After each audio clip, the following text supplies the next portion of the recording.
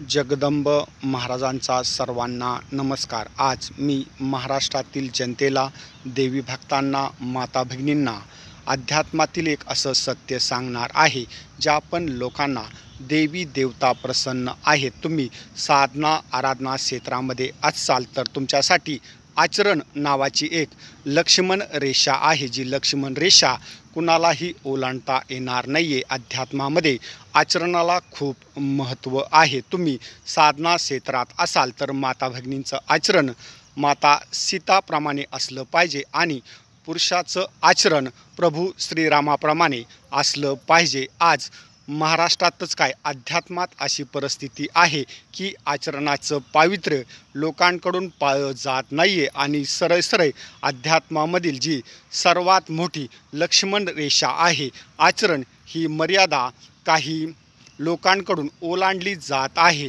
तुमच्या अंगात 10 देव असतील, परंतु जर तुमचं आचरणच व्यवस्थित नसेल तर तुमच्या अडचणी कमी होण्याऐवजी वाढू शकतात। मी ही माहिती एवढ्यासाठीच देत आहे, आज काही लोकांच्या चुकीच्या वागण्यामुळे अध्यात्माचं नाव खराब होत आहे।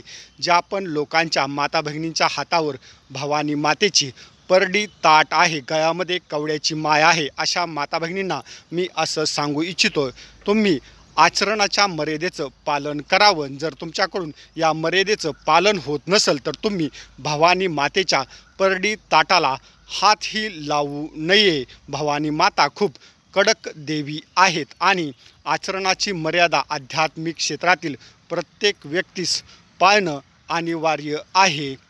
आई राजा उदे उदे, बोल भवानी माता की जय। जय भवानी, जय श्रीराम, जगदंब, हर हर महादेव, हर हर महादेव।